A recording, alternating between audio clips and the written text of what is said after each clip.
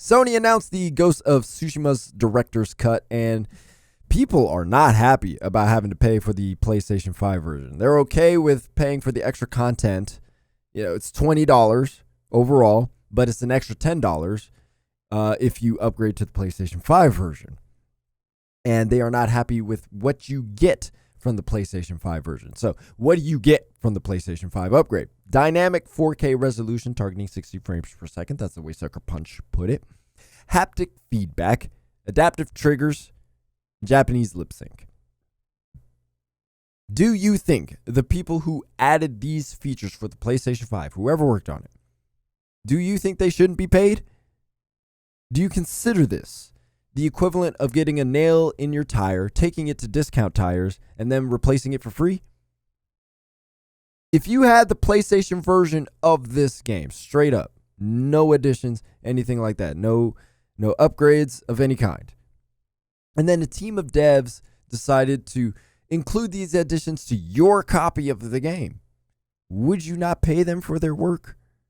If a plumber came to your house to fix a leak, and it turned out the leak was just, we just got to tighten this pipe up a little bit, would you not pay them for their work?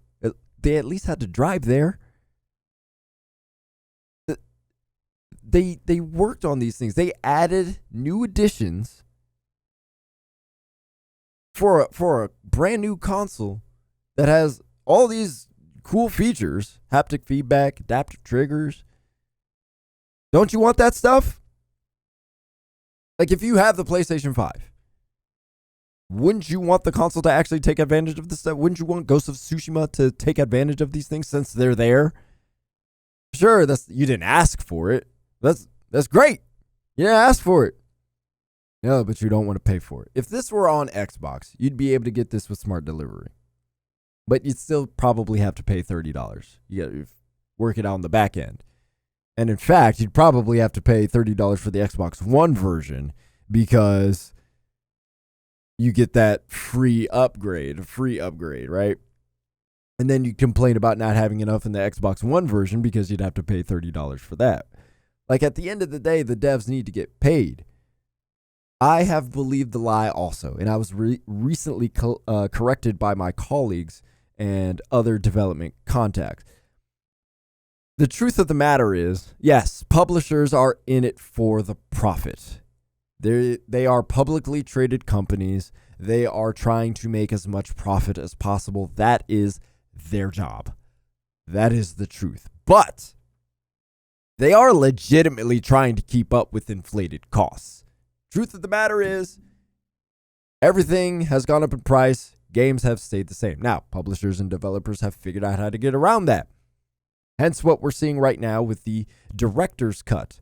But if you don't want this to happen, then you need to be okay with paying $100 to $110 for a game as soon as it comes out. Because otherwise, they don't have to do this stuff to make up for it. Because that's what this game should cost, straight up. If you didn't own Ghost of Tsushima and you bought Ghost of Tsushima for the first time with this director's cut, it should probably cost $110. Otherwise, devs have to get paid for the work they do after launch. Since we're not doing that. Well, Final Fantasy VII Intergrade had a free upgrade.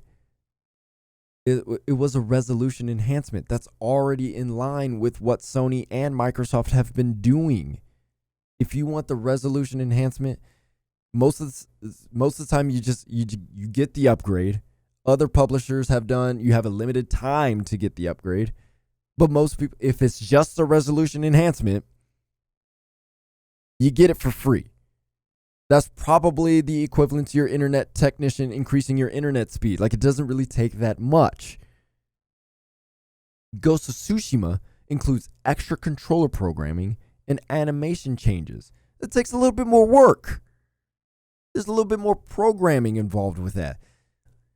I am not entirely sure syncing the Japanese dubs is a matter of sliding the audio over to match the lips. I really don't think it's that simple.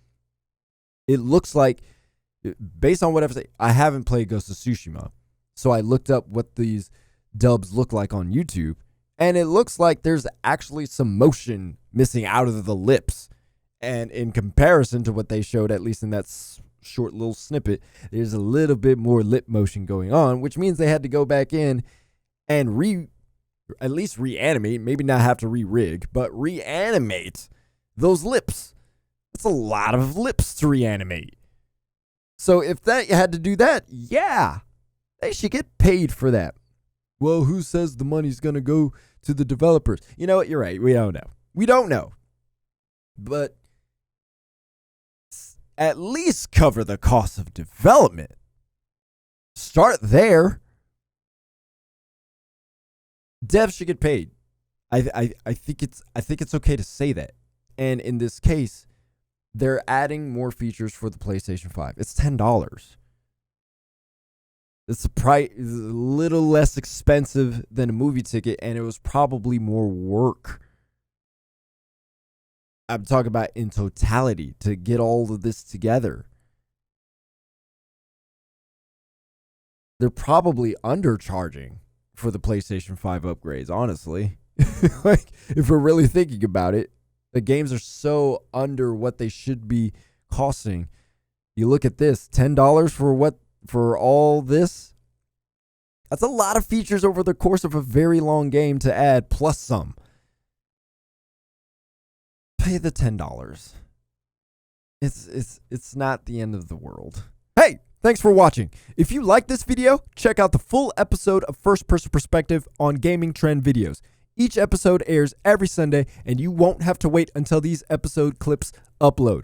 Also, our team uploads raw, non-commentary gameplay of the biggest and smallest games on your radar every day. Go subscribe to Gaming Trend Videos.